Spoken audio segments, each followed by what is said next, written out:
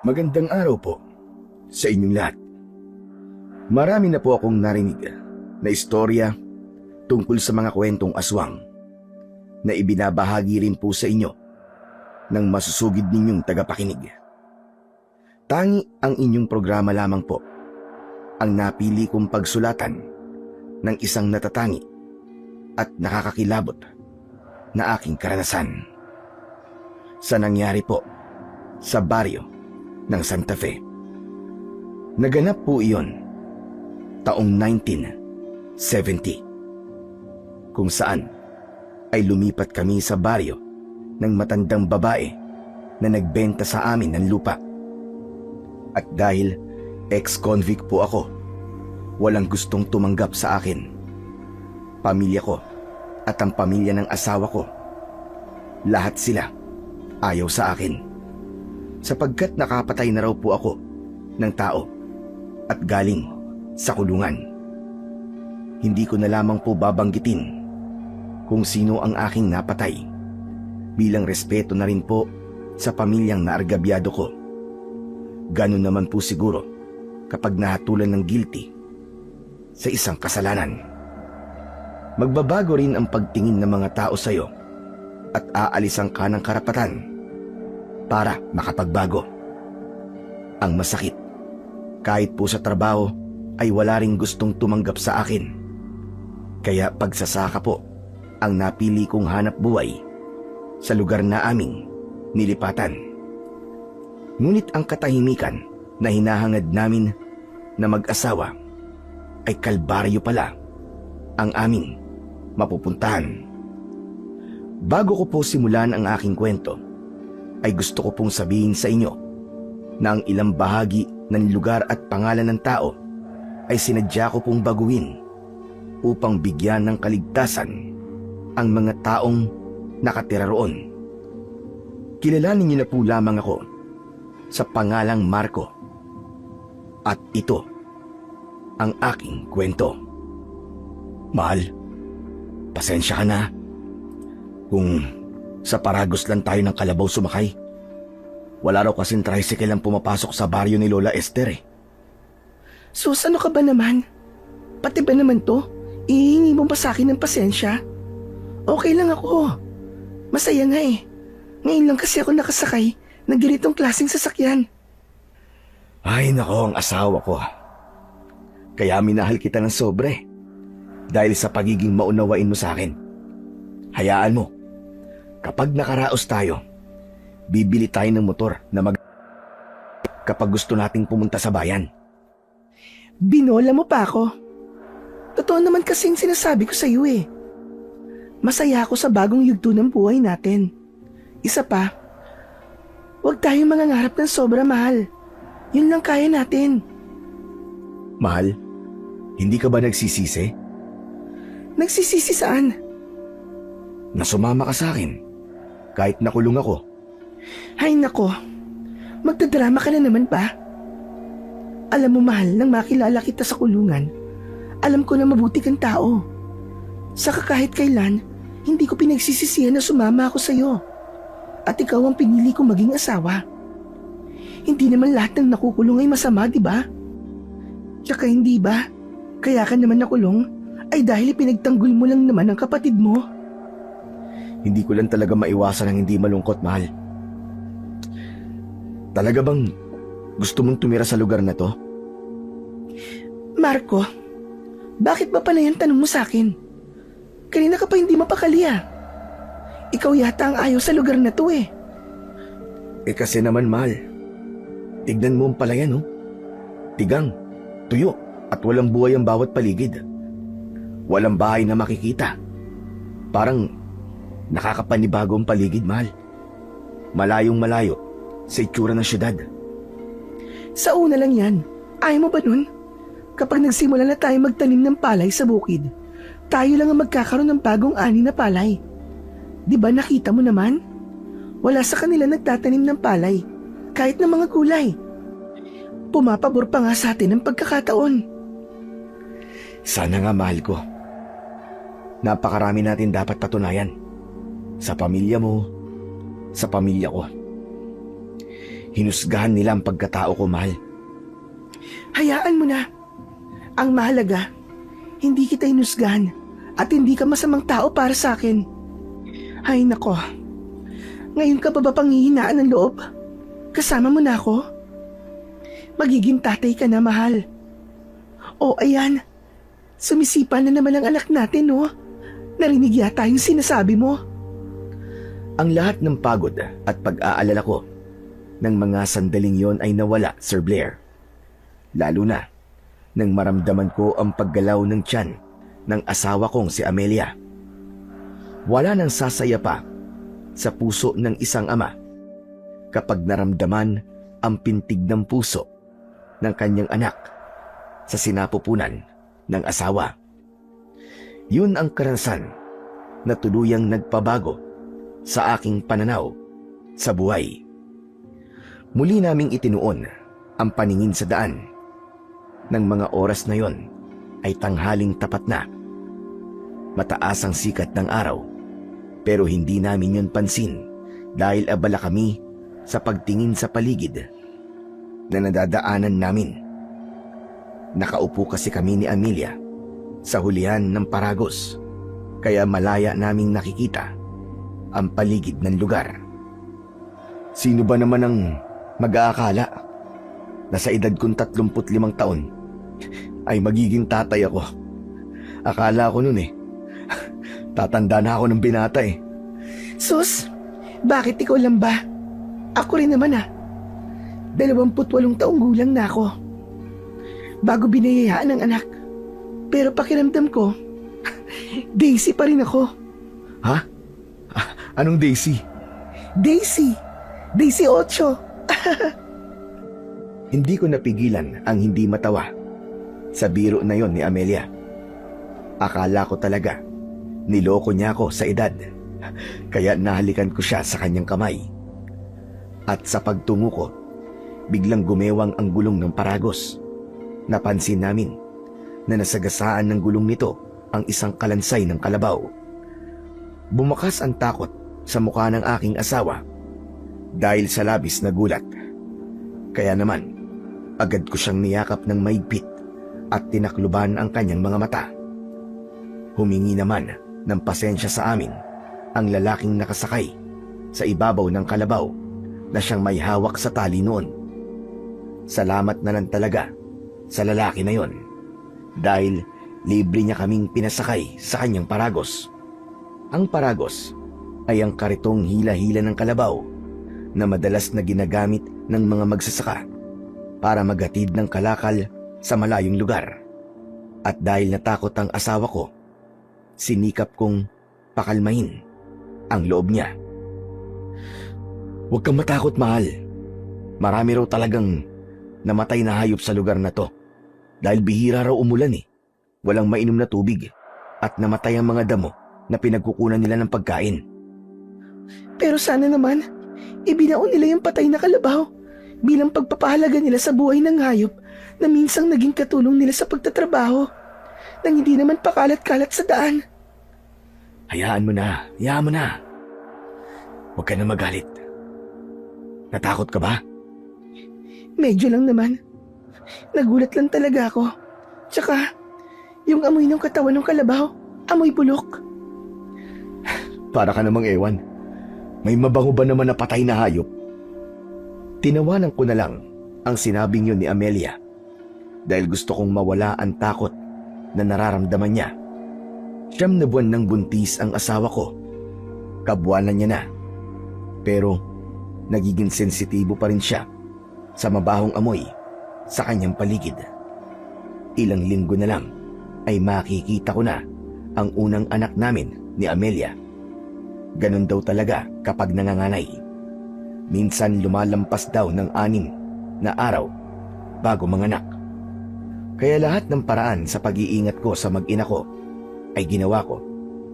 Kulang na lang, buhatin ko siya para wag lang siyang mapagod sa paglalakad.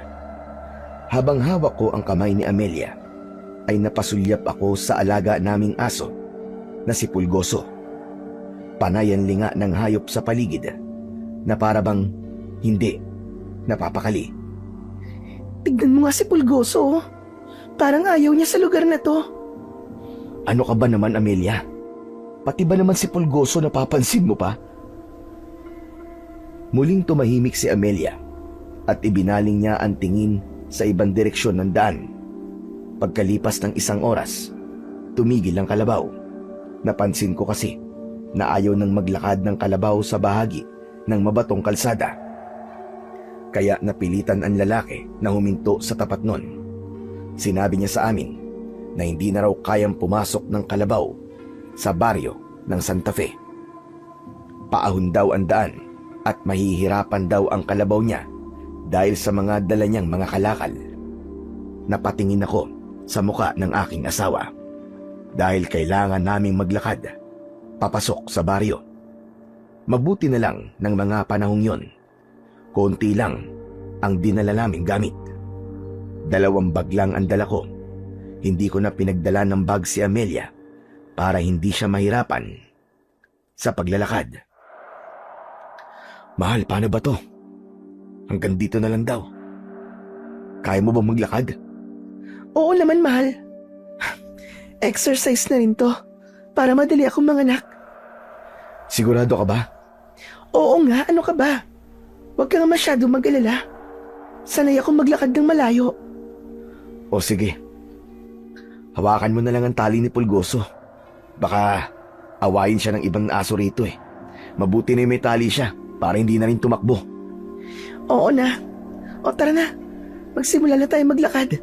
Baka mamaya abutan pa tayo ng pagdilim sa daan. Ipinagpatuloy na namin ang paglalakad.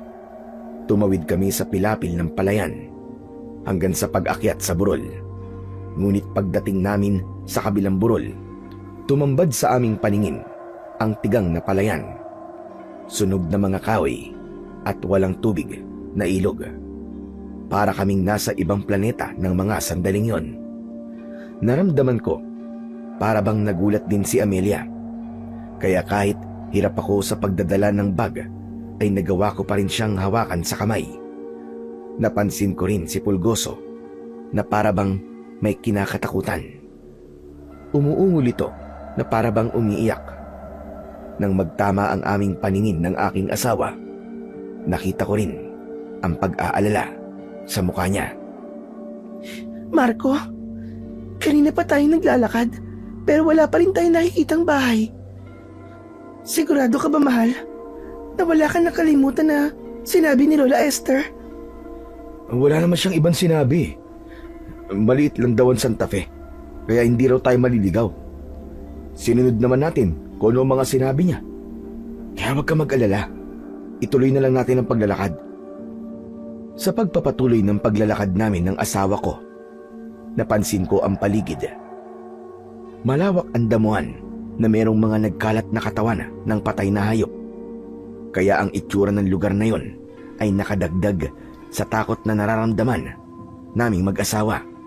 At dahil doon, hindi na nagsalita pa si Amelia. Hawak niya ang kanyang tiyan, kaya hindi na ako nakatiis. Mahal ko, bakit kanina ka pa yatang walang kibo? Tumingin siya sa akin nang may bakas na lungkot ang muka. Saka muling tumingin sa daan. Sunod-sunod ang paghinga niya ng malalim. Pagkatapos, huminto si Amelia sa paglalakad at nagsalita habang titig na titig sa mga mata ko. Mahal, tama kaya tong desisyon natin? Teka, akala ko ba ayos lang sa'yo na nandito tayo? Bakit parang nagbago yata ang nararamdaman mo? Bigla kasi ako nag-alala sa lugar na to eh. Kaya hindi ko alam kung tama ba ang desisyon natin na dito tayo tumira. Tama ang desisyon natin, mahal. Walang mangyayari sa atin kung doon tayo titira sa magulang mo. Alam mo naman, di ba? Sukdulan ng galit nila sa akin. Paano mo naman nalaman na yun nga ang iniisip ko? Dahil asawa kita. Kabisado ko na ang kilos at tingin mo sa akin kanina. Alam ko naman na nalulungkot ka rin sa paglayo natin sa mga magulang mo. Lalo pa ngayon na malapit ka ng mga anak. Iba pa rin kasi ang alaga ng sariling magulang kumpara sa akin na asawa mo lang. Pasensya ka na. Kung yun ang naiisip ko ngayon. Ayos lang, mahal. Naiintindihan naman kita eh. Huwag ka lang mag-isip, ha? Baka mamaya makasama pa sa bata yan. Hinaplos ko ang tiyan ni Amelia at napatingin din siya sa kanyang tiyan. Alam ko naman na kahit hindi magsalita ang asawa ko ay nalulungkot pa rin siya sa nangyari sa kanya. Kung dati ay ipinagmamalaki siya ng kanyang mga magulang, ngayon naman ay itinuturing siyang kahihiyan ng kanyang pamilya dahil nagkaasawa siya ng isang katulad ko. At kapag naiisip ko ang bagay na yon, hindi ko maiwasan ang hindi rin malungkot para sa asawa ko. Meron talagang mga magulang na hindi maunawaan ang nararamdaman ng anak nila. Itatakwil kapag mali ang lalaking sinamahan. Kaya ipinangako ko sa aking sarili na patutunayan ko na nagkamali ang mga magulang namin sa pagtatakwil sa amin. Maya-maya pa ay ipinagpatuloy namin ang paglalakad kasama si Pulgoso. Dala-dala mo pa rin pala ang luya ni Tia. Pangontra. Alam mo na, mahirap na. Sa pagpapatuloy ng paglalakad namin, ay nadaanan namin ang ilog. Maganda yon. Malinaw ang tubig at marami ang naglalaba. Kaya nagtataka kami kung bakit merong palayan na tigang ang lupa. Samantalang may malaking ilog naman pala sa lugar na yon.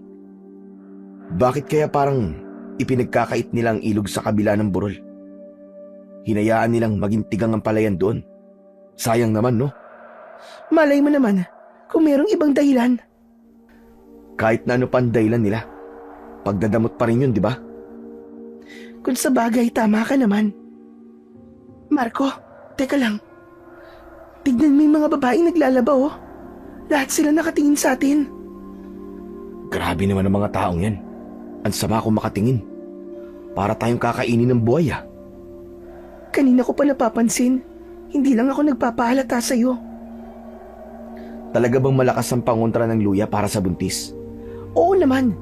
Ilang beses na raw napatunayan ni Tia ang bisa nito. Bakit mo naman naitanong? Ha? Wala naman. Naisip ko lang. Maigpit ba ang pagkakatali niyan sa bewang mo?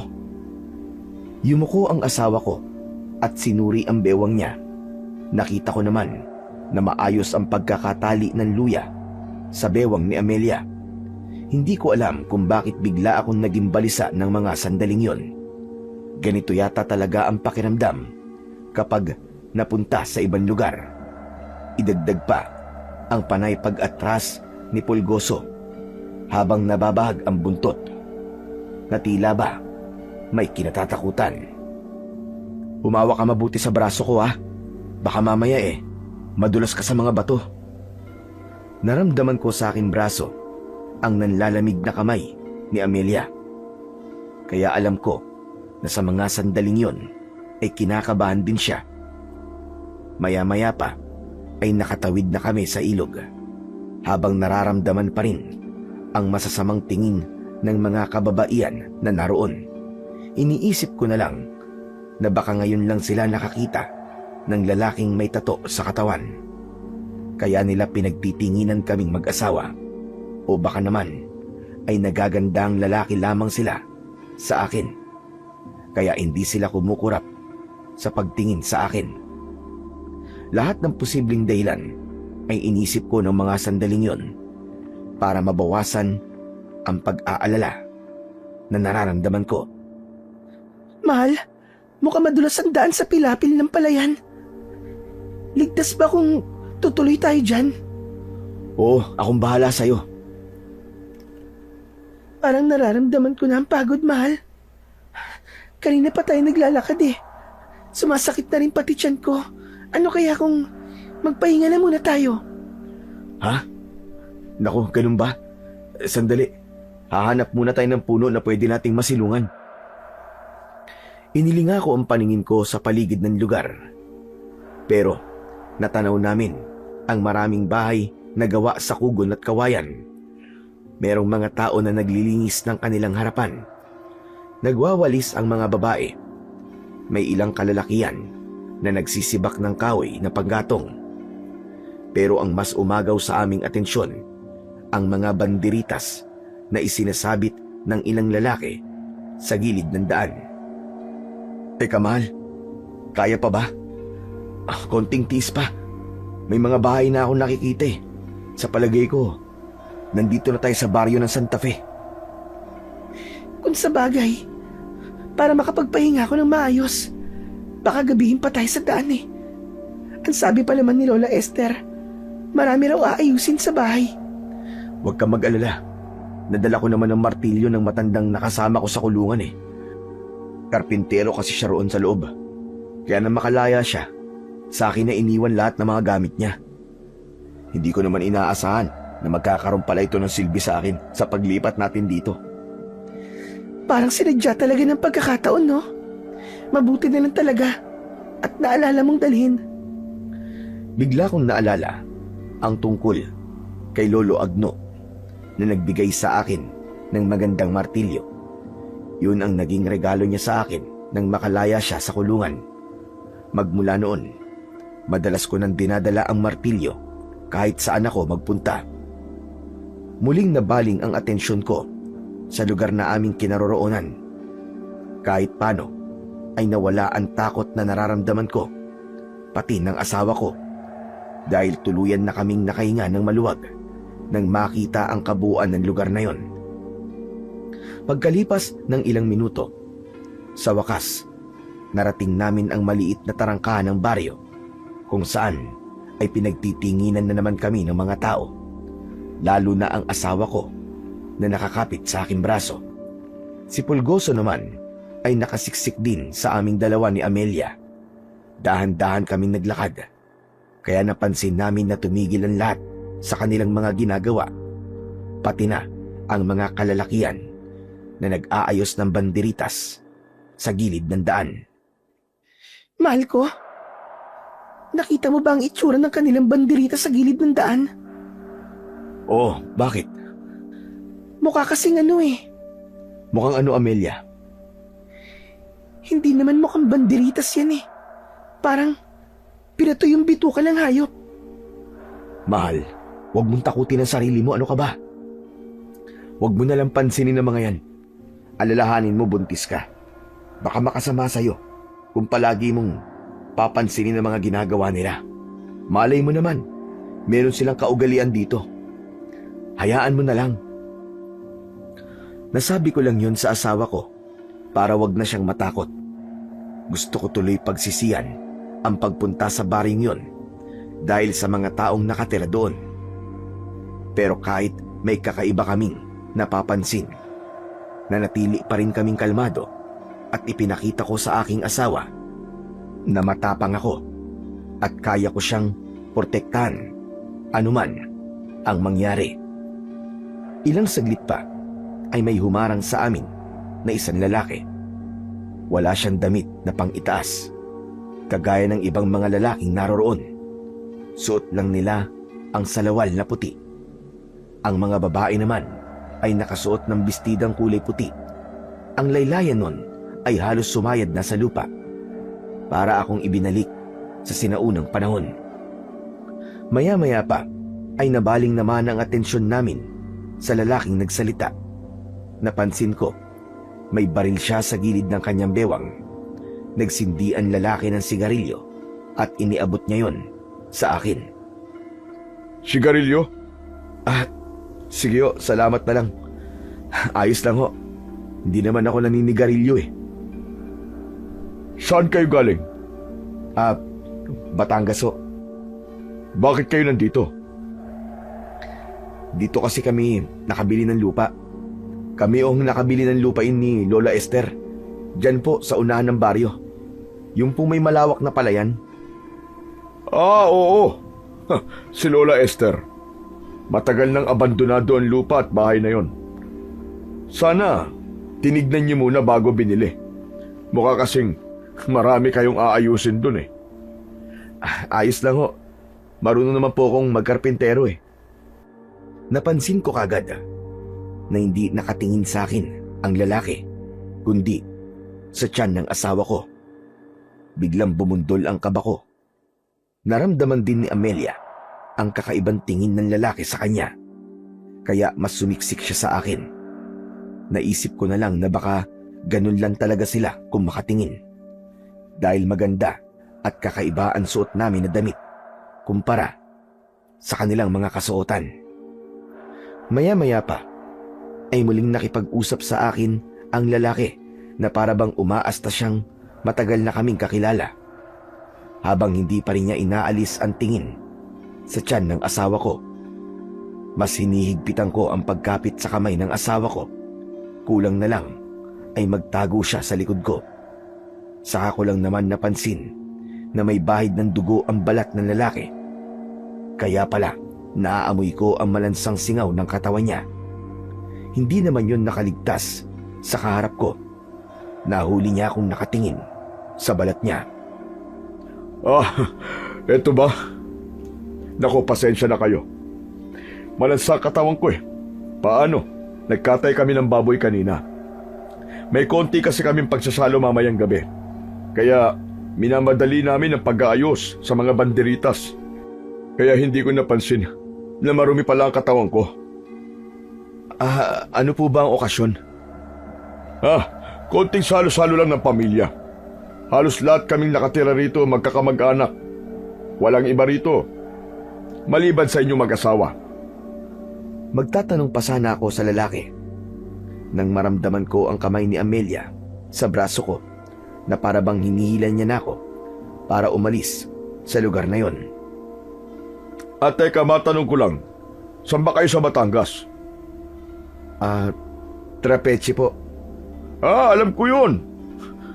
Taniman ng mga tubo at puting rosas. Matagal na po naubos sa mga pananim doon. Nagsindi ang lalaki ng sigarilyo habang pakalug-kalug ang ulo dahil sumasang-ayon siya sa sinasabi ko. Si Amelia naman, kanina pang walang imik habang nakakapit pa rin sa aking braso.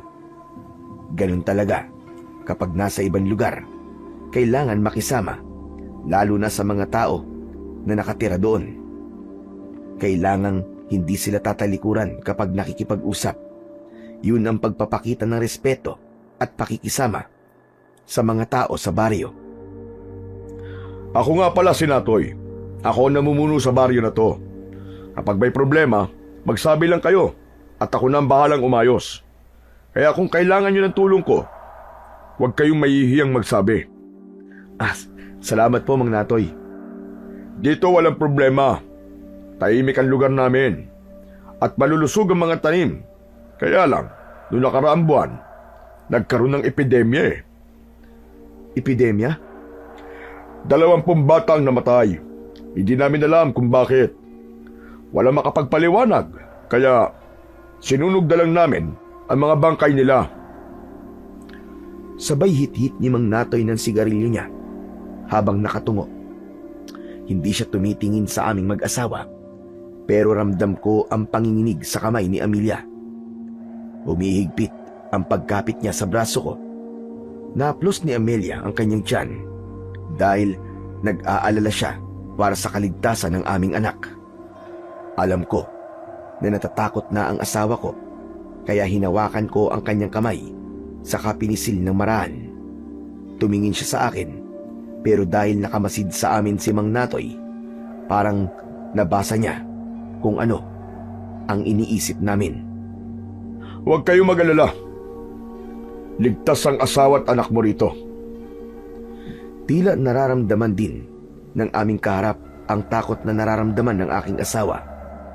Napansin ko naman na para bang kakaiba ang suot na kwintas ni Mang Natoy. Magtatanong pa sana ako nang biglang lumitaw ang isang batang lalaki. May kapansanan siya. Hati ang kanyang labi hanggang sa ilong. Pero napansin ko na para bang sinadya yun at hiniwa ng talim. Nawala lang ang atensyon ko sa batang yumayakap kay Mang Natoy nang biglang hawakan ng bata ang tiyan ni Amelia. Pasimple kong hinila ang aking asawa papunta sa likod ko, pero hindi tumigil ang bata sa paghipo sa tiyan niya. Dala ng takot ay nagyaya na si Amelia sa akin. Marco, hindi pa ba tayo aalis? Napapagod na ako eh. Ang sakit na ng binti ko.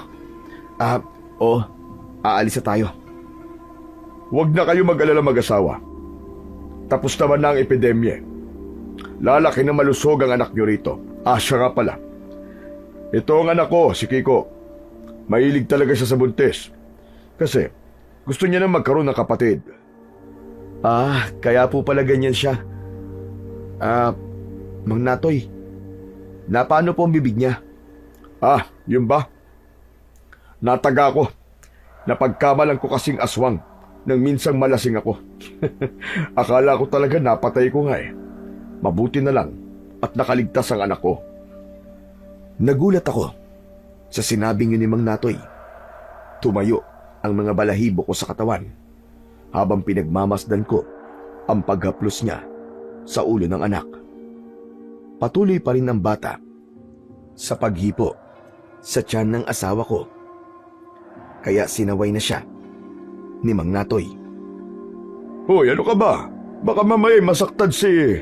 teka, ano nga ba ang pangalan niyo mag-asawa? Ako po si Marco. Ang asawa ko naman po, si Amelia. Pasensya na kayong dalawa sa anak ko, ha? Hoy, ano ka ba, anak? Tigilan mo na nga yan, halika nga rito. Baka mamaya masaktan ang anak ni Amelia. Hinawakan ni Mang Natoy ang kamay ng anak. Saka muling tumingin sa aming mag-asawa. Bakas sa mukha nito ang labis na hiya. Huwag ka na magulo, Kiko. Bumalik ka na sa bahay. Nag-uusap pa kami ng bisita natin eh. Nanggugulo ka rito. Pero dahil hindi maawat ang bata sa paghawak sa kamay ni Amelia, pinalo ni Mang Natoy ang kamay ng bata sa harap namin. Saka sinabunutan ng buhok. Kaya nagpaalam na rin kami ng aking asawa. Sige po, mauna na po kami. Hindi ko na hinintay na magsalita si Mang Natoy. Mabilis namin siyang tinalikuran at naglakad ng maraan. Kahit hindi ko sila tignan, alam ko, nararamdaman ko. Nakatingin sila sa amin. Lalong-lalo na sa asawa kong si Amelia. Saka ko lang napansin ang naluluwang mga mata ng aking asawa. Akala ko, hindi pa tayo aalis dun eh.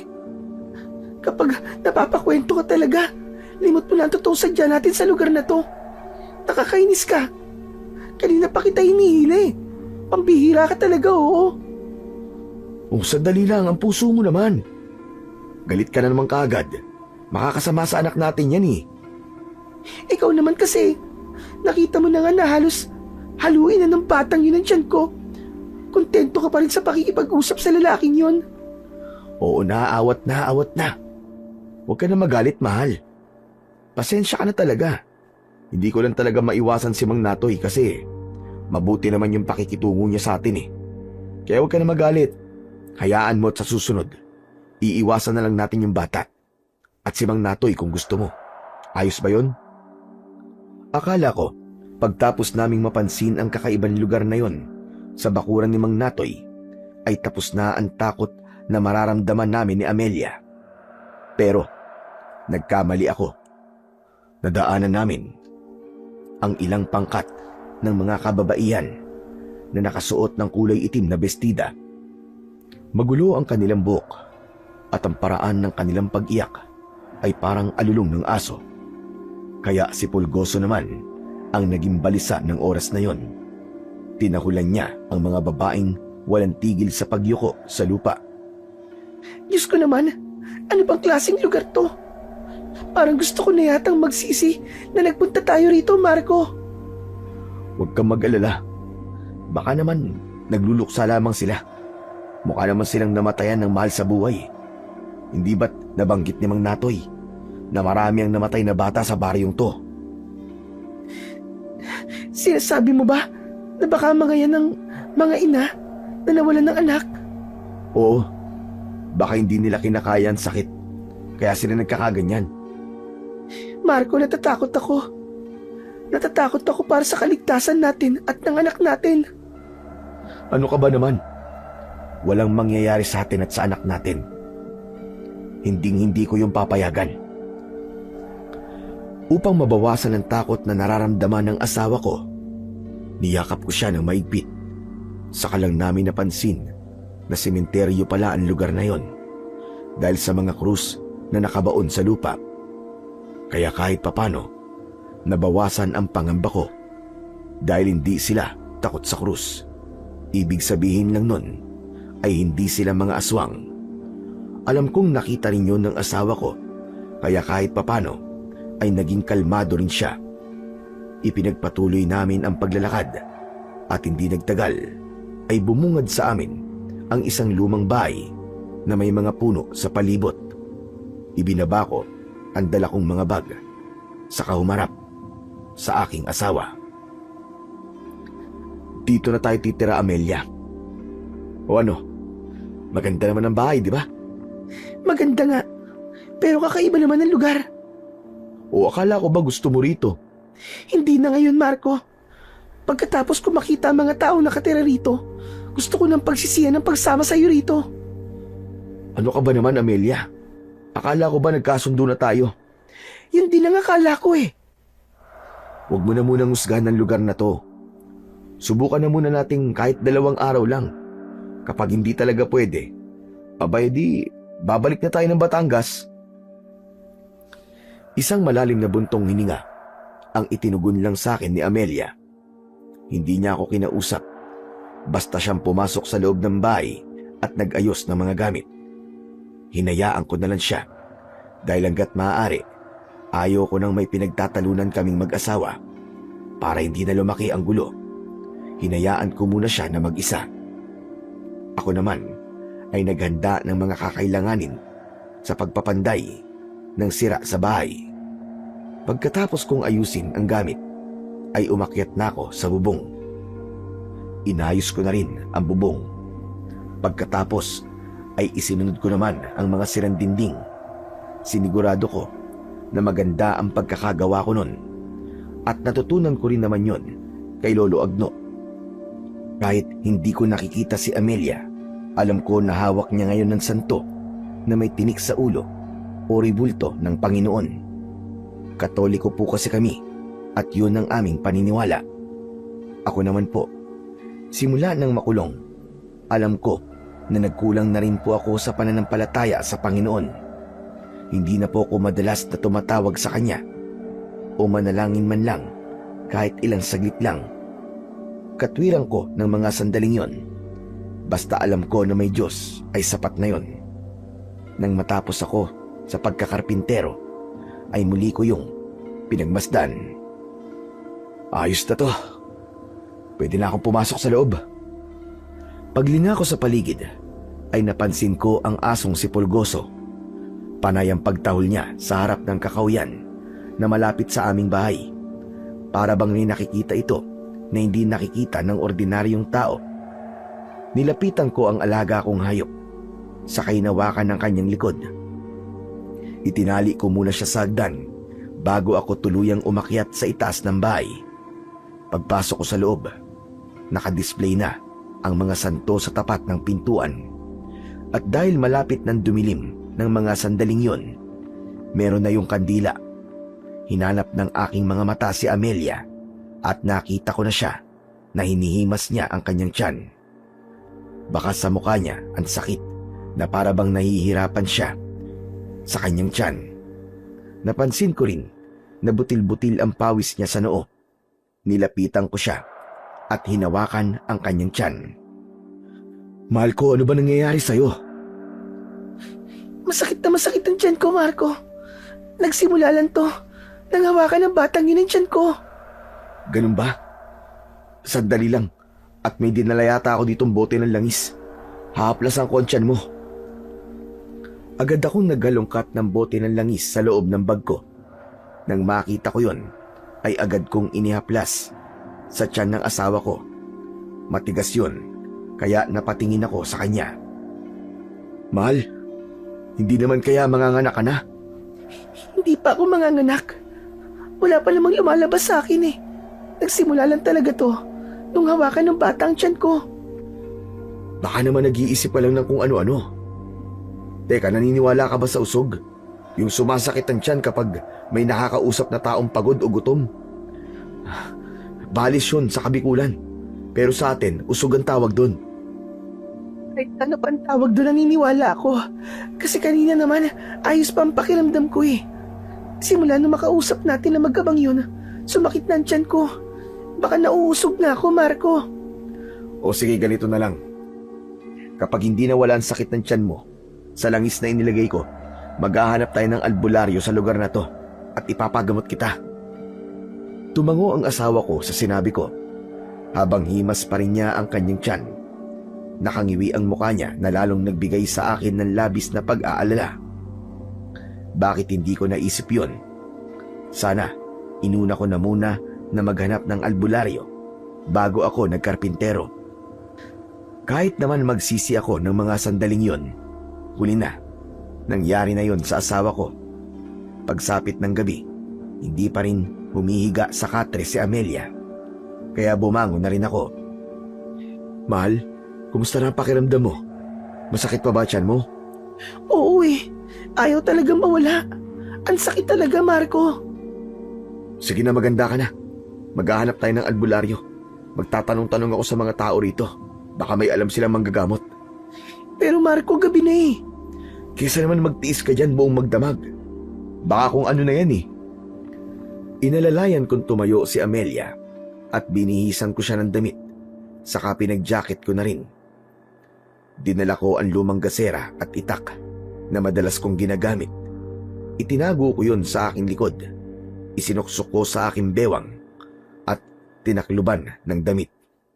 Pagkatapos nun, ay lumabas na kami ng bahay. Habang naglalakad naman kami, ay narinig namin na parang nagkakasiyan sa loob ng bahay na nadaanan namin kanina. Maririnig din ang tunog ng gitara at kulintang. Hindi yun sinasabayan ng awitin, kundi ang naririnig lang na kasabay ng tunog ay ang malalakas na tawanan ng mga lalaking lasing. Para bang yun ang nagsisilbing awit para sa instrumento nila. Humigpit naman ang kapit ng kamay ng aking asawa sa braso ko. Mahal, sigurado ka ba sa gagawin natin? Oo naman, huwag ka mag-alala. Magtatanong lang naman tayo sa kanila eh. Wala nang nagawa ang asawa ko, kundi sumunod na lamang sa akin. Dahil nakikita ko naman na sobra na siyang nasasaktan sa kanyang tiyan. Kaya naman, mahigpit ko siyang inakbayan habang naglalakad. Pagpasok namin sa pintuan ng malaking bahay, nakita namin ang maraming tao. Lahat sila ay walang suot na pang-itaas na damit.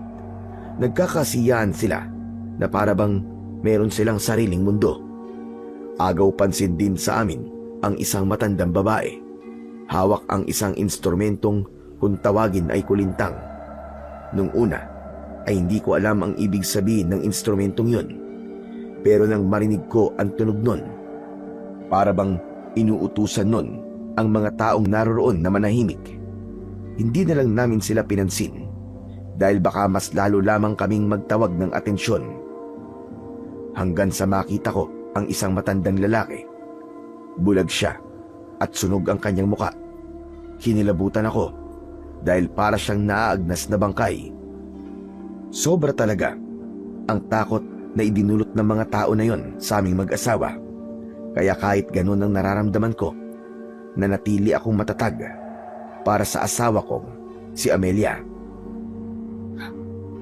Tatang, tanong lang po, meron po bang manggagamot dito? Hindi sumagot ang matandang nakatayo sa harap ng lamesa. Hawak ng matanda ang bote ng alak at bigla siyang natigilan. Nang hindi sumagot ang matanda, narinig ko ang boses ng matandang babae sa gilid ng bahay. Ibinaba niya ang kulintang at masamang tumingin sa amin.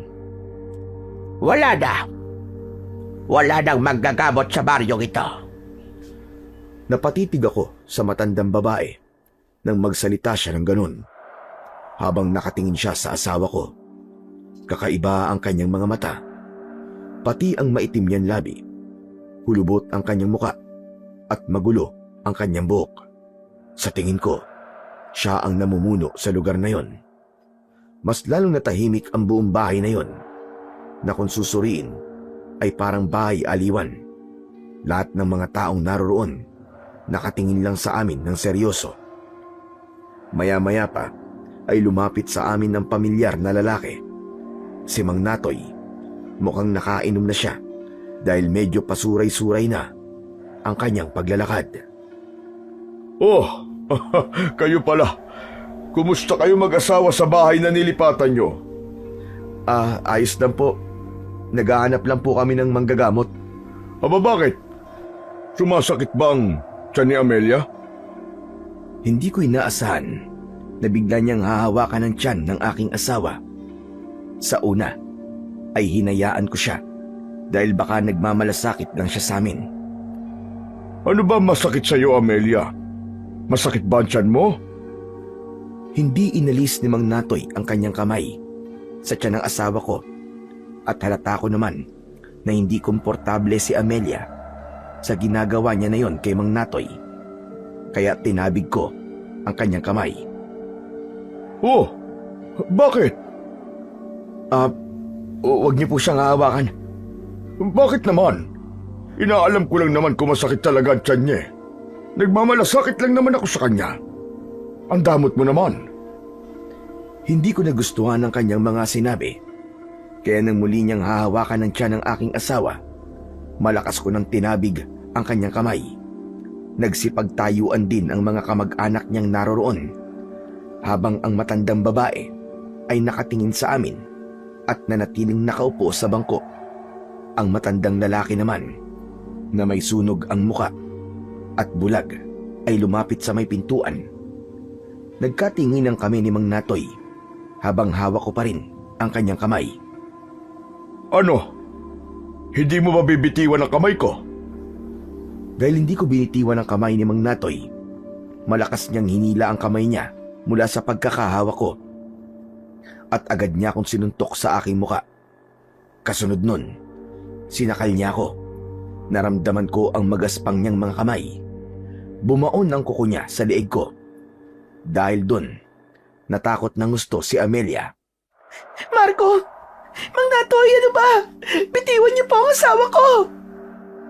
Pero hindi pinakinggan ni Mang Natoy si Amelia. Naramdaman ko na lang ng mga sandaling yon, umangat ang paa ko sa sahig. Kaya mas lalong lumakas ang sigaw ng asawa ko. Kaya naman, tinabig ko ang kamay niya at malakas ko siyang sinuntok sa panga. Nabaling ang mukha niya sa kanan. Dahil sa nangyari, nagsilapitan sa amin ang mga kamag-anak ni Mang Natoy. Kaya naman, nakaganti ng suntok sa akin ang lalaki.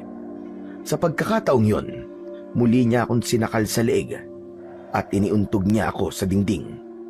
Kakaiba ang lakas niya dahil nagawa niya akong maiangat gamit ang isang kamay lang niya.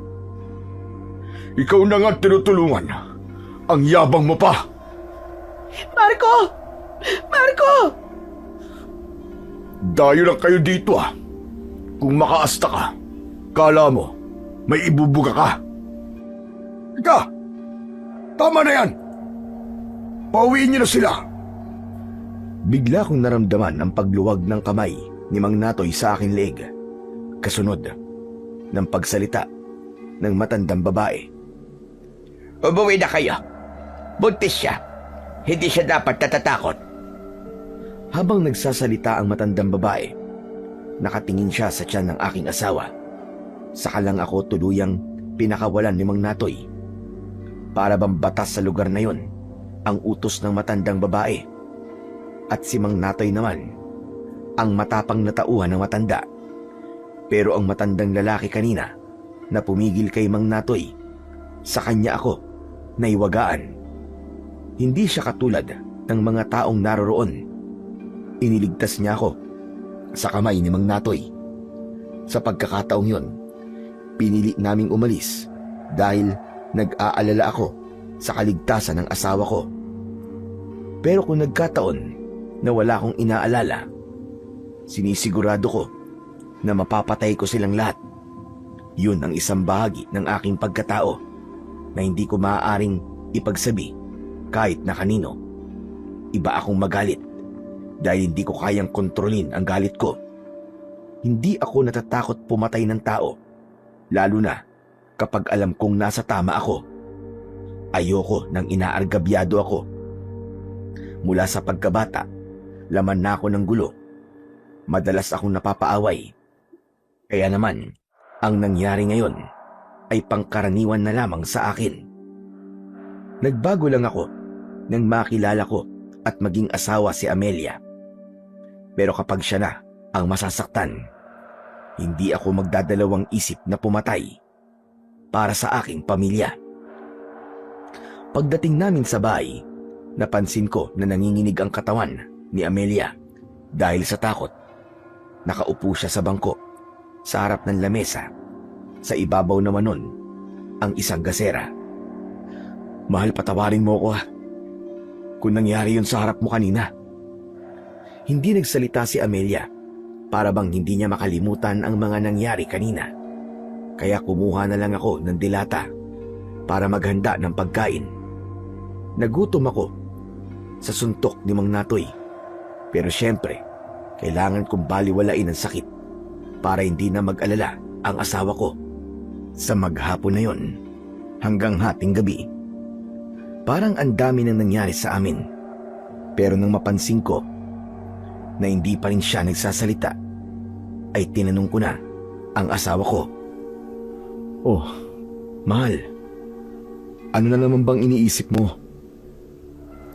Gusto ko nang umuwi kina inay sa Batangas. Natigilan ako at binitiwan ang kutsilyong hawak ko na ibubukas ko sana sa delata. Tumalikod ako sa kanya.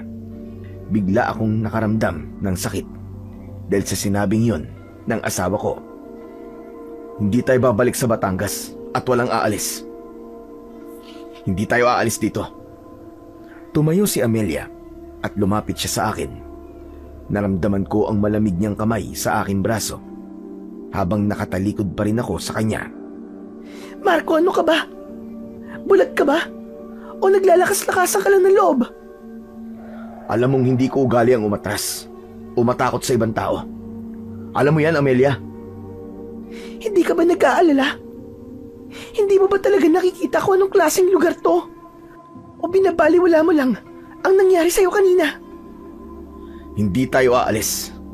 Walang uuwi, tapos. Tamang sinabi ni tatay. Matigas ang loob mo. Kahit kailan, hindi ka talaga magbabago. Humarap ako sa aking asawa dahil nasaktan ako sa sinabi niya. Alam mo, nagbago ako para sa'yo, Amelia. At kahit kailan, huwag mo akong sisisihin na para bang ako lang ang may kasalanan. Isa pa, kung aalis tayo sa lugar na to, saan tayo titira? Walang tumatanggap sa akin ah. Kaya saan tayo pupunta? Kahit saan, basta't wag lang dito. Sige nga, kung hindi tayo aalis dito, ipaliwanag mo kung paano tayo mabubuhay sa ganitong klaseng lugar. Wala akong dapat ipaliwanag sa'yo, Amelia. Sumama ka sa akin dahil gusto mo. Tapos ngayon iiwas ka. Bigla kang magyayaya para umalis dito. Dahil natatakot ako rito, Marco.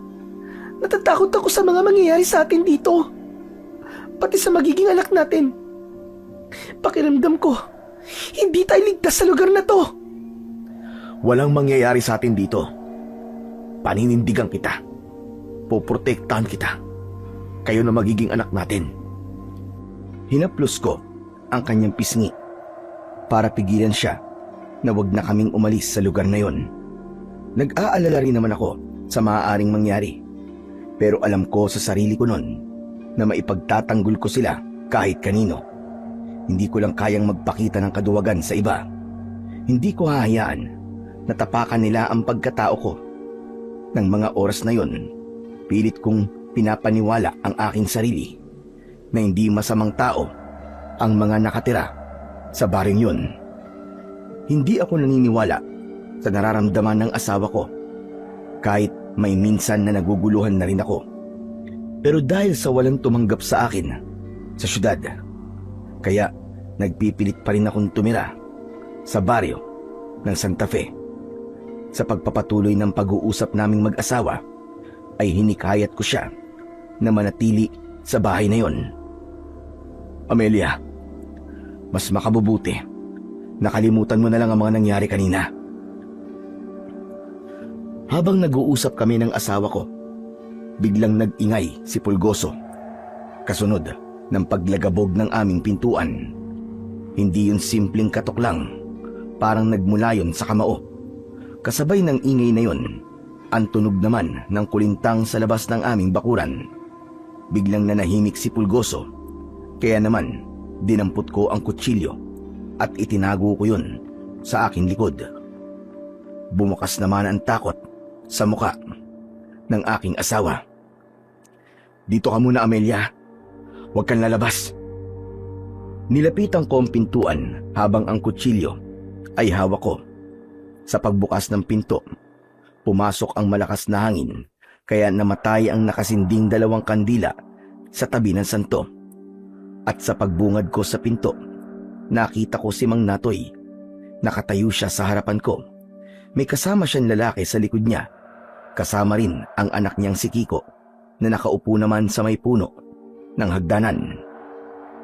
Nang mga sandaling yon ay hindi ko naalala na si Pulgoso ay doon ko rin itinali. Pero dahil sa mga taong nasa harapan ko, sa kanila nabaling ang atensyon ko. Nakita ko rin ang matandang babae. Hawak niya ang kulintang habang hinihipan yon. Ang mga kamag-anak ni Mang Natoy, lahat sila nakaupo sa lupa, nakatingin sa loob ng aming bahay. Hindi ko alam na sinundan nila kami sa pag-uwi. Pag-usapan natin yung mga nangyari kanina. Wala tayong dapat pag-usapan, Mang Natoy. Kalimutan niyo na ho yun. Hindi. Hindi ako makakatulog na may sama ng loob. Dahil mapilit si Mang Natoy, lumabas ako ng pintuan at sa balkonahe kami nag-usap. Ipinakita ko sa kanila na hindi ako natatakot sa kanila habang ang aking kutsilyo ay nakatago pa rin sa aking likuran. Bukas na lang po tayo mag-usap, Mang Natoy. Pupunta naman ako sa bayan eh. Doon na tayo mag-usap. Magpapahinga na po kami. Napansin ko na natigilan si Mang Natoy habang hihit-hit sana ng sigarilyo. Nakatingin siya sa loob ng bahay namin. Kaya nang sundan ko ang kanyang tingin ay nakita kong sinisindihan ulit ni Amelia ang kandilang namatay kanina gamit ang posporo. Kaya nang muling kumalat ang liwanag sa mukha ng santo, napansin ko na parabang pumikit si Mang Natoy, saka umatras ng konti na parabang nagtago siya sa madilim na bahagi ng balkonahe. Ganon din ang kanyang mga kasama. O sige, hihintay kita bukas. Mag-uusap tayo. Tumalikod siya sa akin at umalis kasama ang kanyang mga kamag-anak. Isa-isa silang umalis sa bakuran ko, habang ang matandang babae naman ay naiwan na nakatayo sa madilim na bahagi ng bakuran. Nakasuot siya ng balabal na itim, na ang labas lang ay ang kanyang muka. Nakatingin siya sa akin habang patuloy sa pagtugtog ng kulintang. Tumigil ang matandang babae sa pagtugtog na parabang bumulong siya sa hangin habang nakangisi. Kay bago, nagsimoy naggabi. Yun ang pagkakaunawa ko sa sinabi niya. Habang malayo siya sa akin, malikot ang mga mata ng matandang babae. At dahil sa kakaibang kilabot na nararamdaman ko ng mga sandaling yon, isinarado ko ang pintuan at pumasok ako sa loob ng bahay namin. Nang maisara ko ang pinto, ay narinig kong tinawag ako ng aking asawa. Marco! Marco! Agad akong nagpunta sa loob ng aming silid at nadatnan ko siya na hinihilot ang sarili niyang tiyan. Nakaupo siya sa gilid ng katre habang namimilipit sa labis na sakit. Marco! Masama ang pakiramdam ko. Masakit na masakit ang tiyan ko. Pakiramdam ko ang init ko. Dala ng labis kong pag-aalala sa aking asawa. Hinaplos ko ang tiyan niya. Hinilot ko rin ang kanyang ulo. Kaya nalaman ko na nilalagnat si Amelia. Pupunasan na lang kita ng basang tela at bukas na bukas din Maghahanap tayo ng albularyo na gagamot sa'yo. Baka kasi malapit ka ng mga anak, kaya sumasakit ang tiyan mo. Nahiga si Amelia sa katre at inihanda ko naman ang tela para basain at ipunas yun sa kanya. Nang matapos ko ang pagpupunas sa katawan niya, ay nahiga na rin ako sa tabi niya. Dala ng pagod, ay agad akong nakatulog. Kinabukasan, hinasa ko ang itak na dadalhin ko sa pagpunta ko sa bayan. Pinaghandaan kong muli ang pagkikita namin ni Mang Natoy. Siniguro ko na matalas yun. Sinipat ko at hinawakan ang talim ng itak. Ngunit isang malakas na sigaw ang narinig ko mula sa pintuan sa labas. Boses yun ni Amelia. Takot na takot. Kaya naman, dala ng pag-aalala ko, tumakbo ako papunta sa pinagmumulan ng boses ng aking asawa. Nadatnan ko siya na umiiyak. Nanginginig ang kanyang mga kamay. Amelia? Ano nangyari? Ano nangyari, mahal? Magsalita ka! Amelia! Hindi sumagot ang aking asawa. Sa halip, itinuro niya ang alaga namin na si Pulgoso.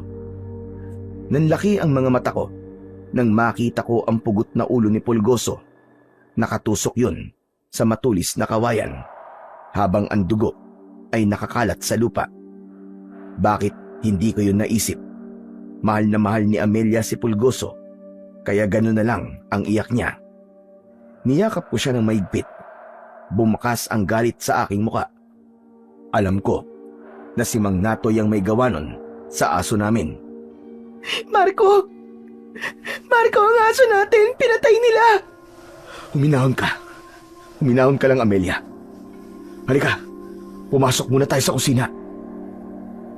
Inalalayan ko siyang maglakad patungo sa kusina. Saka kumuha ng isang basong tubig at ipinainom yun sa kanya. Kita ko pa rin ang panginginig sa kanyang kamay. Kaya mas lalong umusbong ang galit ko para kay Mang Natoy. Kaya naman, hinanda ko ang aking itak. Isinuksok ko yun sa aking bewang. Pupuntahan ko na si Mang Natoy at mananagot siya sa pagpatay niya sa aking alagang aso. Isang plano na hindi ko sinabi kay Amelia. Lumapit ako sa harap ng altar. Hinawakan ko ang mukha ng rebulto, saka pumikit. Sa unang pagkakataon, ay nagdasal ako sa Panginoon na sana ay gabayan niya ako sa gagawin ko. Yun din ang unang pagkakataon na nagtiwala ako sa Panginoon, habang si Amelia naman ay nagtataka sa ikinikilos ko. Teka, Marco! Saan ka pupunta? Dito ka lang, Amelia. Huwag kang sumama. Hintayin mo ako, may aayusin lang ako. Marco! Umalis na lang tayo dito! Hindi ko pinansin ang sinabi ng asawa ko. Buo na ang pasya ko. Napapatayin ko si Mang Natoy dahil sa ginawa niya sa aso ko at para matigil na rin ang panggugulo niya sa amin. Habang nakatingin ako sa aking asawa, biglang napako ang paningin ko sa martilyo na nakapatong sa ibabaw ng lamesa. Hindi ko alam na para bang nakita ko na kumislap yun. Pero hindi ko nalang pinansin at kinausap ko si Amelia. Mahal, babalik ako. Huwag kang mag-alala. Mabilis lang ako ron. Hindi ko na hinintay na magsalita pa si Amelia para pigilan ako. Agad na akong umalis sa bahay at iniwanan ng aking asawa. Pagkalipas ng ilang minuto na paglalakad, nakarating ako sa bahay, aliwan. Nakatayo ako sa harap ng bahay. Napansin ko na tahimik ang paligid sa mga oras na yon. Para bang walang tao. Pero dahil galit na galit ako, mabilis akong pumasok sa loob ng bahay. Nakita ko ang bulag na matandang lalaki. Nagulat ito sa biglang pagpasok ko habang pinakikinggan ang kilos ko sa loob. Nasaan si Mang Natoy? Hindi kagad nakapagsalita ang matandang lalaki, kaya inulit ko ang pagtatanong sa kanya. Habang papalapit ako sa kanyang kinatatayuan, hindi ko rin inaalis ang paningin ko sa kanya. Saan ko makikita si Mang Natoy? Huwag ka nang maghanap ng gulo! Nasaan si Mang Natoy? Hindi ako sinagot ng matanda habang pilit siyang lumilinga sa paligid na para bang balisa. Halata ang takot sa kilos ng matanda. Halos pabulong ang pagsasalita niya na para bang iniingatan nito na merong makarinig sa pinag-uusapan namin. Umalis na kayo ng asawa mo rito. Hindi mo ba alam na ang lahat ng mga taong nakatira rito ay mga aswang? Walang aswang-aswang sa akin. At walang aswang sa lugar na to. Kaya mabuti pa, ituro niyo sa akin kung nasan si Mang Natoy. Aswang sila. Aswang na tiktik na pumapatay sa mga babaeng buntis. Kaya hinaan mo ang boses mo, Marco. Naririnig nila tayo. Huwag niyo akong lukuhin, ha? Hindi mo ba naririnig ang mga ingay na yan? Hindi ka ba naniniwala? Pakinggan mo. Pakinggan mo ang ibinubulong ng hangin. Ang tunog sa paligid. Ang kanilang mga huni. Kaya't makinig kang mabuti. Umalis ka na. Ilayo mo ang asawa mo rito.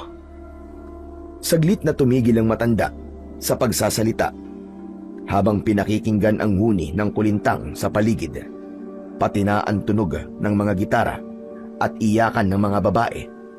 Kahit mahina ang tunog ng mga yon, ay alam ko na nagsasabi ng totoo ang matanda. Pilit ko lang yun binabaliwala.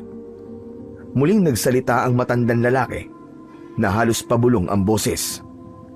Ang Santa Fe ay pugad ng mga aswang na galing pa sa Visayas at Mindanao. Dito na sila nanirahan at namatay.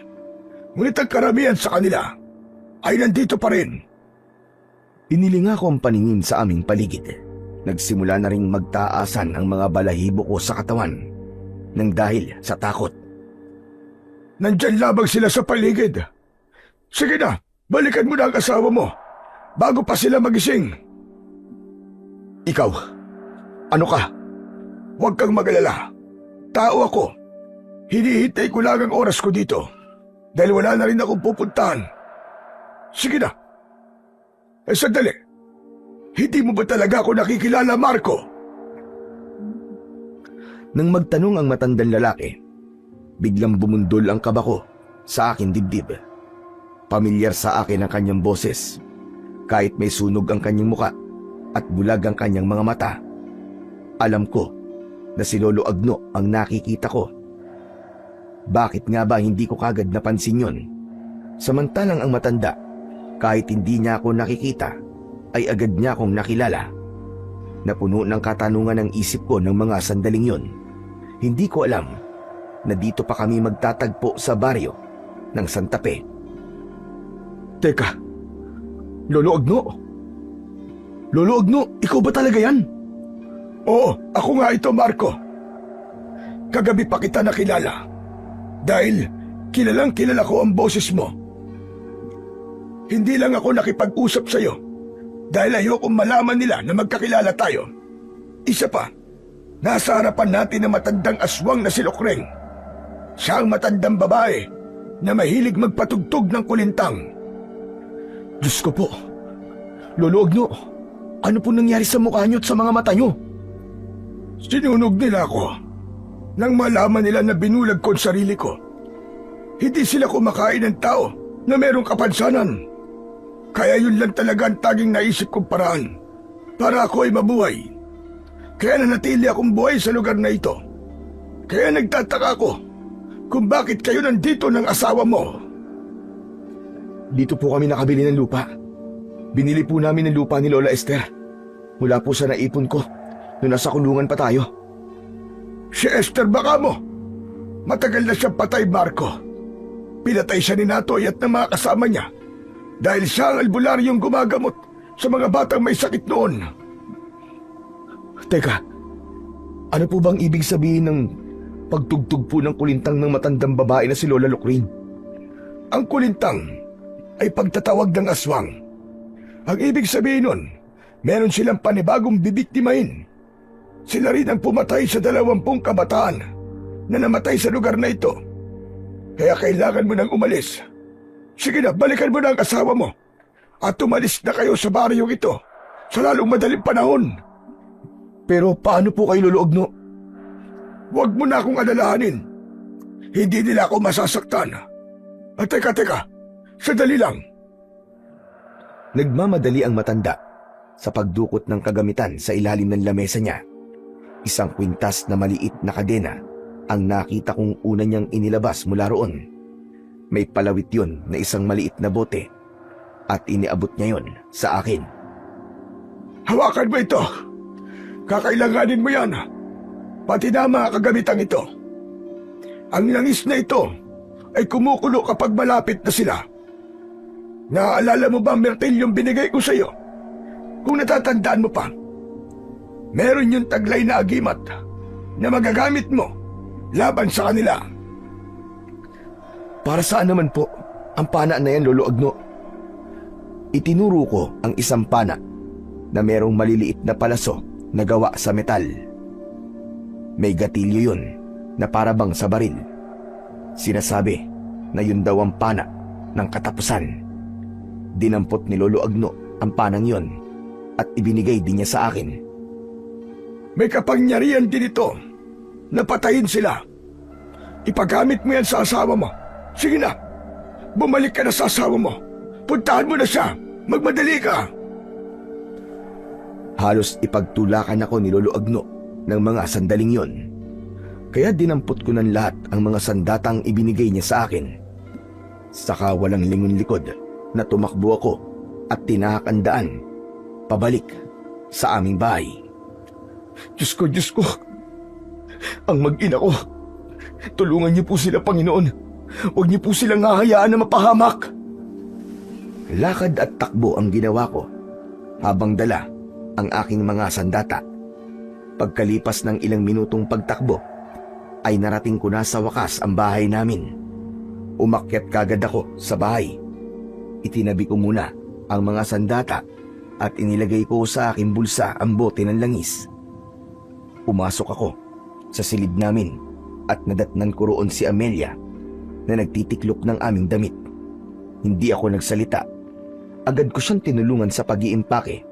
Nagtataka naman ang aking asawa sa pagmamadali sa kilos ko. Teka. Ano ba nangyayari? Natatandaan mo pa ba? Ang matandang sunog ang muka at bulag na tumulong sa akin nung gabing nagsuntukan kami ni Mang Natoy. Oo, bakit? Anong tungkol sa kanya? Hindi ka maniniwala, Amelia. Siya si Lolo Agno ang nagbigay sa akin ng martilyo sa kulungan. Dito pala siya nakatira. At si Lola Esther na nagbenta sa atin ng lupa. Patay na siya, Amelia. Ano? Diyos ko, paano nangyari yun? Pinatay siya ni Mang Natoy. At hindi lang yun. Siya rin ang pumatay sa 20 bata na sinasabi niya sa atin na namatay sa epidemya. Patawarin mo ako, mahal ko.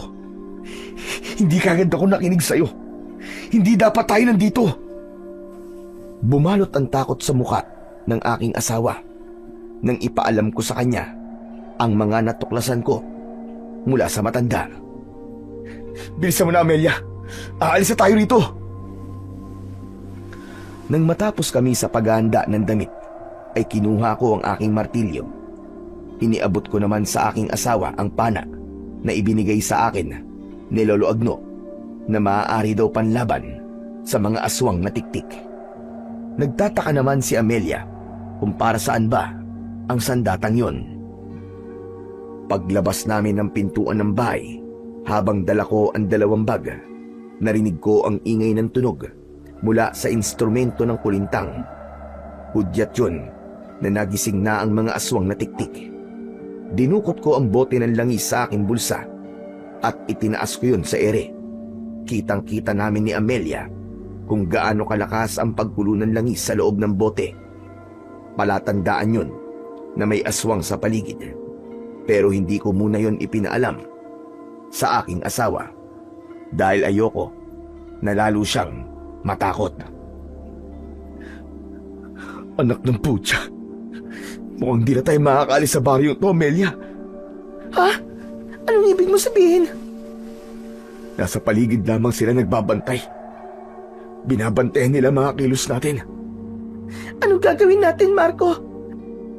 Pagod na ako rito. Wala tayong ibang magagawa kundi ang harapin sila. Hihintayin ko ang pagbabalik nila. Tumingala ako sa bubong ng aming bahay.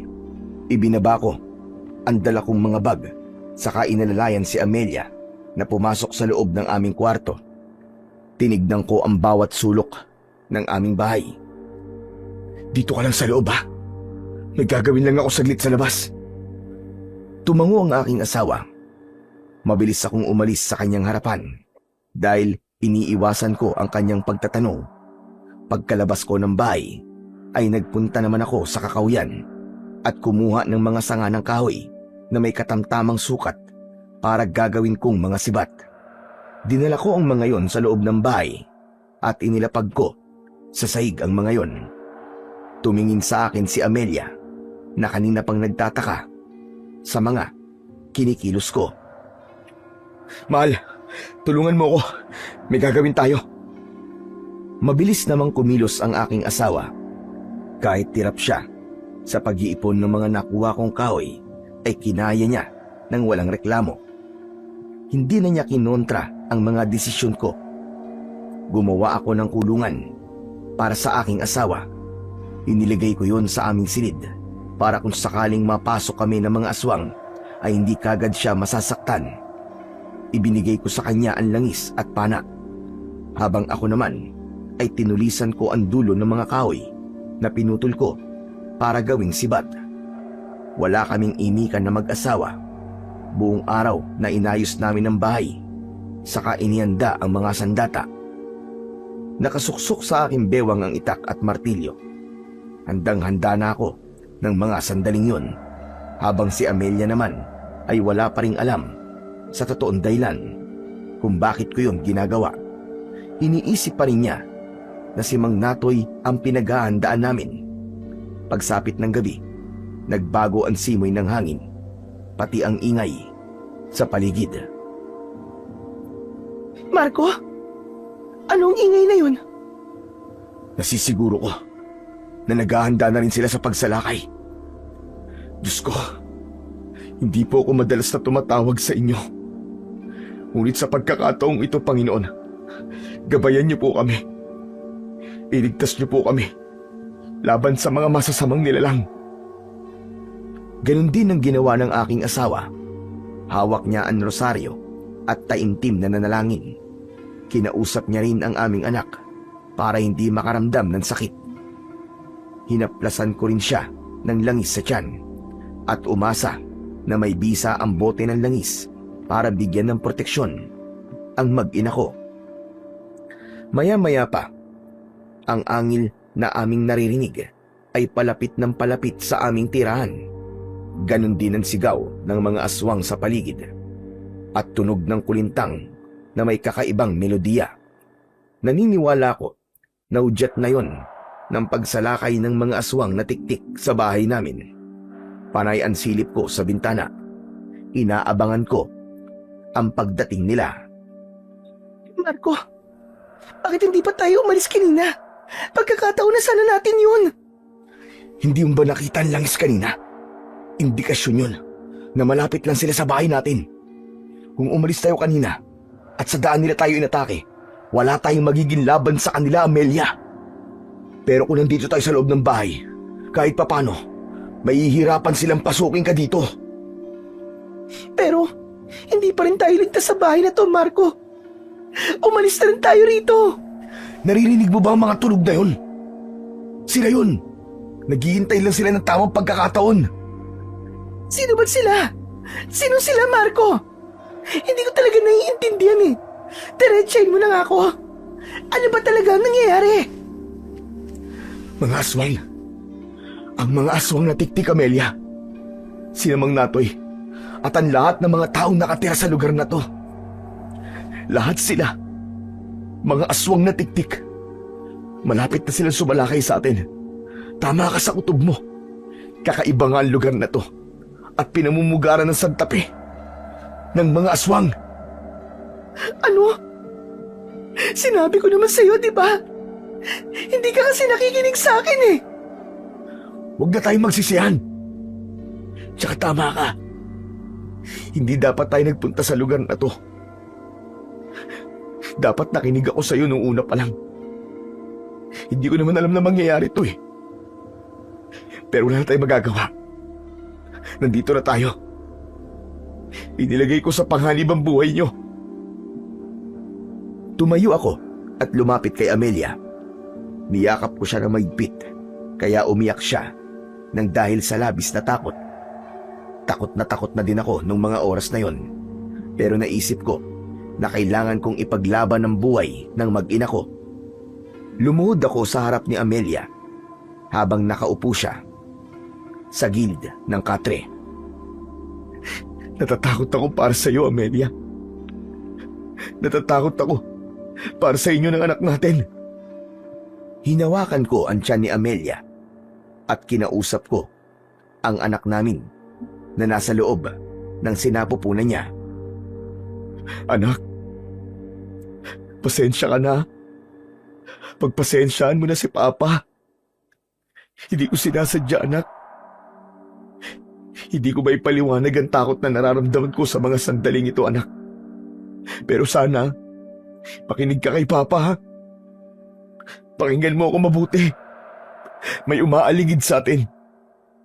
Hindi tao, anak, kundi mga aswang.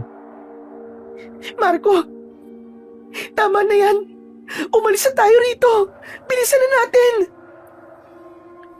Iniharang ko ang daliri ko sa labi ng asawa ko para bigyan siya ng babala na huwag niyang lakasan ang kanyang boses. Malakas kasi ang pandinig ng mga aswang na tiktik. Yun ang sabi ni Mang Agno. Kaya halos pabulong akong magsalita.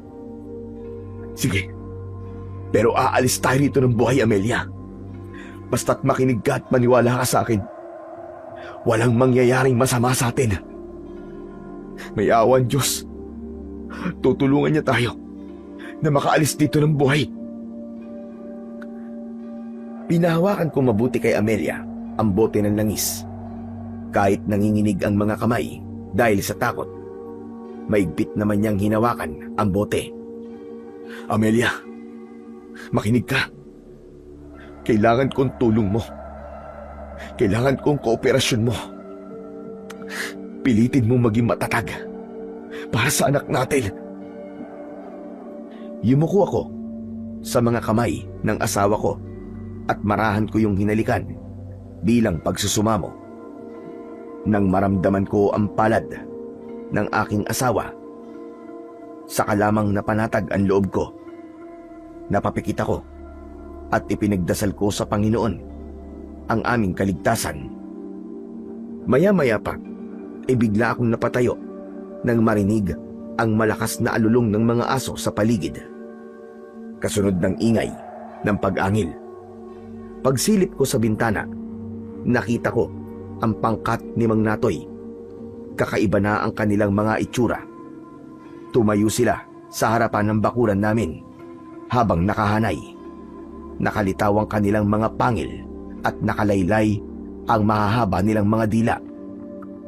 Matataas ang kanilang mga ulo, mahahaba rin ang kanilang mga tenga, pulang-pula ang kanilang mga mata. Sabay-sabay silang umangil na parang hudyat ng paghahamon nila ng laban. Ngumisi si Mang Natoy na tumutulo pa ang malapot niyang laway. Marco, ang langis! Nakita ko na malakas na kumukulo ang langis sa loob ng bote na hawak ni Amelia. Muli kong ibinaling ang aking paningin sa labas ng aming bahay. Lahat sila ay nakapalibot sa bakuran namin habang tumutulo ang kanilang laway na parabang gutom na mga mababangis na hayop. May mga umakyat sa puno papunta sa bubong ng bahay namin. Kaya naman, maigpit na hinawakan ni Amelia ang pana. Tumingala siya sa bubong at itinutok niya yon sa itaas. Kumaluskos ang bubong na parabang sinisira ayon. Ako naman ay inilabas ko ang martilyo habang nananatili sa aking bewang ang itak. Pareho kaming nagulat ni Amelia nang masira ng isang aswang na tiktik ang bubong ng bahay namin. Ngunit matapang na pinana yun ni Amelia. Tinamaan ang aswang sa muka, dahilan para mahulog siya sa lupa, habang ako naman ay hinarap ang aswang na dumaan sa bintana. Pinalo ko siya ng martilyo sa ulo kaya nagulat ako nang biglang masunog ang katawan ng aswang. Totoo nga. May kakayahan nga ang martilyo na pumatay ng mga aswang. Isa nga tong agimat. Dahil sa sandatang yon, nawala ang pag-aalala ko. Lahat ng pumasok sa aming bahay ay minartilyo ko ang ulo. Muli kong isinuksok ang martilyo sa aking bewang at itak naman ang ginamit ko. Dahil marami na ang umatake sa amin, bawat wasiwas ko sa ere ng itak ay tinatamaan ko sila ng taga. Pero dahil hindi sila tinatablan ng itak ko, napilitan akong itapon yon at tumarak ang talim sa isang tiktik na sumira naman sa aming dingding. Naging malikot ang mga mata naming mag-asawa dahil alerto kami sa paligid. Biglang nabutas ang dingding at lumusot ang kamay ni Mang Natoy. Sinakal niya ako at naramdaman ko ang pagbaon ng kuko niya sa likod ko. Nagpumiglas ako. Lumaban ako para sa buhay ko. Pero dahil malakas ang braso ni Mang Natoy, hindi ako makaalis sa pagkakasakal niya. Huwag mo nang ipagkait sa amin ang asawa mo. Hindi ko hahayaan na makuha niyo mag-ina ko. Dadaan muna kayo sa bangkay ko, mga hayop kayo! Sa kabila ng pagpupumiglas ko, nakita ko ang aking asawa. Itinutok ni Amelia ang pana sa braso ni Mang Natoy na nakasakal pa rin sa aking leeg. At nang tamaan ng aswang sa braso, natanggal ang pagkakasakal ni Mang Natoy sa aking leeg. Sako naman siya hinampas ng martilyo, pero nakailag siya. Lumayo si Mang Natoy at pumalit ang iba niyang mga kasama. Nagulat kami nang lumitaw sa harapan namin si Kiko, ang batang aswang. Sinugod niya ang asawa ko, kaya agad ko siyang pinukpok ng martilyo sa ulo. Isang palo lang ang ginawa ko at nasunog na siya kagad. At naging abo. Nakita naman yun ni Mang Natoy. Hindi! Ang anak ko! Pinatay mo ang anak ko! Kulang pa yan sa mga buhay na kinuha nyo! Mga demonyo kayo! At dahil meron na namang nakapasok na mga aswang sa loob ng bahay namin, ginamit ko ang lahat ng mga natutunan ko sa kulungan kung paano makipaglaban. Umikot ako at pinalo ng pinalo ang ulo ng mga tiktik hanggang sa madurog ang kanilang ulo. Lumiyab ang katawan ng mga tiktik at naging abo. Napuno ng ingay ang paligid habang sina Mang Natoy at Lola Lukring ay nananatiling nakatayo sa harap ng aming bakuran. Pinapanood nila kung paano kami nakikipaglaban sa alagad ng mga ito. Si Amelia naman, hindi siya mahawakan ng mga aswang dahil sa kulungan na ginawa ko. Inilulusot ng aking asawa ang pana sa butas, kaya marami na rin siyang napapatay. Nangihina akong napaluhod sa sahig na kawayan. Hanggang sa bigla akong sinakal sa leeg ng dila ng tiktik mula sa silong ng aming bahay. Humigpit ang pagkakasakal niya sa leeg ko. Mga demonyo kayo! Hindi niyo ako mapapatay! Hindi ako makakapayag! Hinawakan ko ang dila ng tiktik. Malakas ko yung hinila. Sumigaw ang aswang sa labis na sakit. Maigpit kong hinawakan ng martilyo. Pagkatapos ay pinukpok ko ng paulit-ulit ang dila ng aswang. Halos magwala siya sa nararamdamang init mula sa agimat kong martilyo. Nasunog siya sa silong habang nagkakakawag ang kanyang katawan. Maya-maya pa ay sabay-sabay silang umatake. Dinampot ko naman ang mga sibat at isa-isa ko silang hinagisa ng sibat. Tumama ang lahat ng pag-atake ko sa kanilang dibdib. Bumagsak sila sa lupa. Habang hawak ang sibat, napilit nilang tinatanggal sa pagkakabaon sa kanilang katawan. Sinulyapan ko si Amelia na abala pa rin sa pagpana sa mga aswang na nasa bubong. Amelia, mag-iingat ka! Huwag mo akong alalahanin, Marco. Sinisiguro ko na mamamatay silang lahat. Muli akong tumingin sa labas ng bahay at wala na sina Mang Natoy at Lola Lukring doon.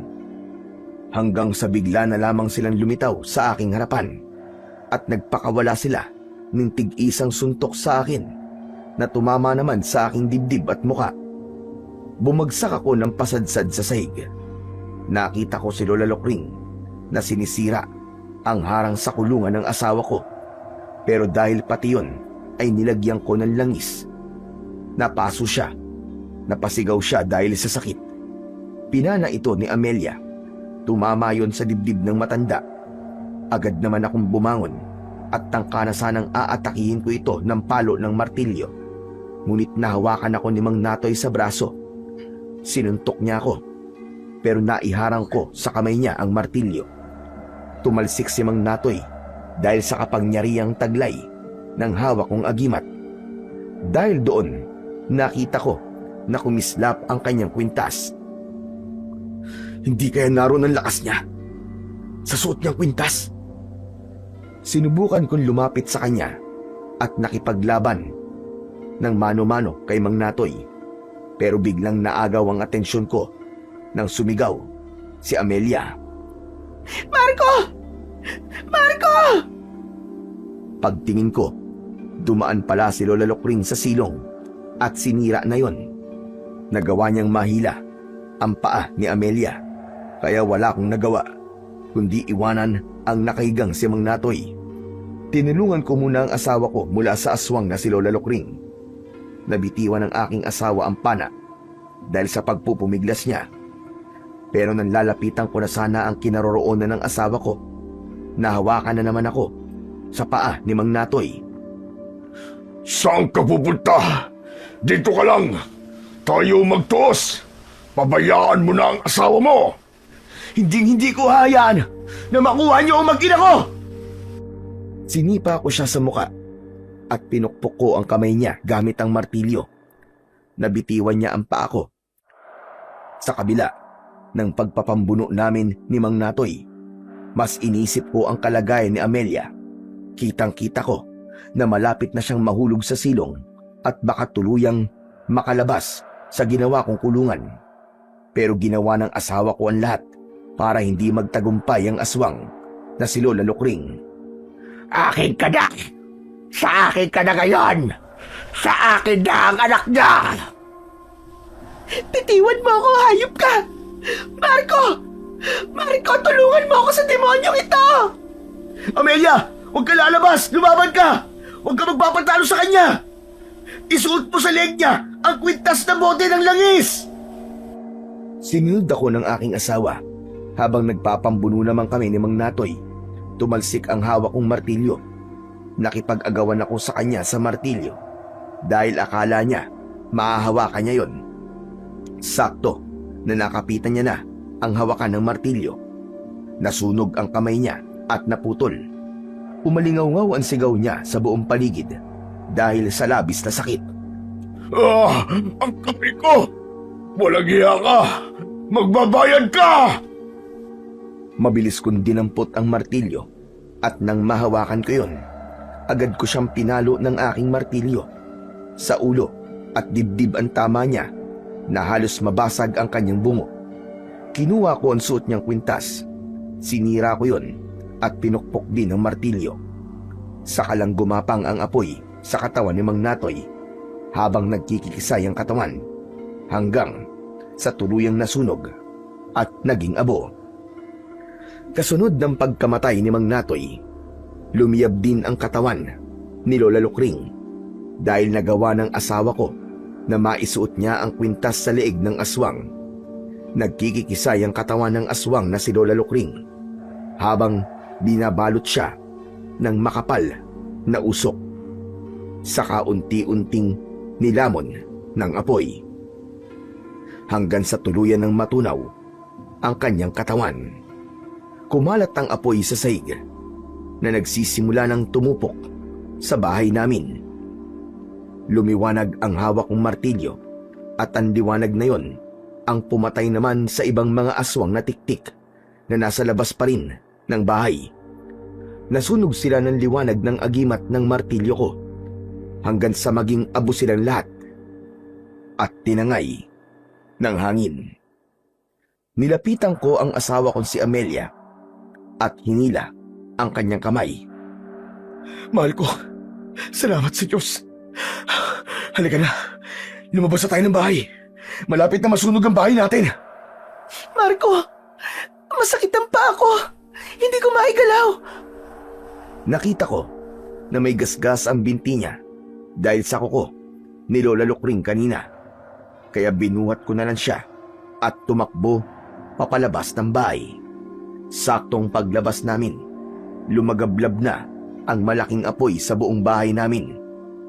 Ibinaba ko ang aking asawa sa lupa at inalalayan ko siyang maglakad palabas ng bakuran. Tinanaw ko na lang ang bahay na unti-unti nang tinutupok ng apoy. Mahal, tiisin mo muna ang sakit ha. Kailangan na nating umalis dito. Hila ko ang kamay ng aking asawa at lumabas kami ng bakuran habang ang alipato mula sa nasusunog naming bahay ay nagsimulang kumalat sa hangin. Inakala ko na napatay na namin ng mga aswang pero nagulat kami sa biglang paglitaw ng isang tiktik.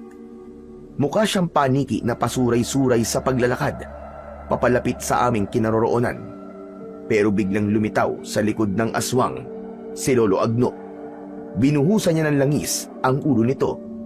Mula sa aming harapan ay nasunog ang katawan ng aswang. Sige na, makakalis na kayo. At wag na kayong babalik pa sa baryong ito. Opo, makakaasa po kayo na yun po ang gagawin namin. Lolo Agno, maraming salamat po sa lahat ng tulong nyo. Utang ko po sa inyo ang buhay namin pamilya. Sino siya, Marco? Sino siya? Siya si Lolo Agno, ang nakasama ko sa kulungan at may-ari ng martilyo may agimat. Sa'yo na ang martilyo ni El Marco. Ibinigay ko na yan sa'yo. Sige na, ligtas na kayo. Kaya maaari na kayong umalis. Bumalik na kayo kung saan man kayo nanggaling.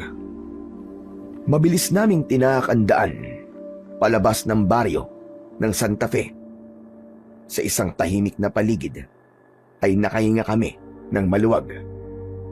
Natakasan na namin ang impyernong lugar na yon. Ganun na lamang ang pasasalamat namin sa Poong May Kapal. Hanggang sa inabutan na nga kami ng pagliwanag sa daan. Madumi ang aming damit.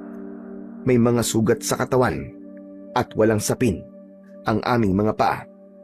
Ngunit kahit ganon, nagkaroon ako ng kapanatagan dahil alam naming ligtas na kami. Marco, paano tayo sasakay ng bus pabalik ng Batangas? Huwag kang mag-alala, mahal ko.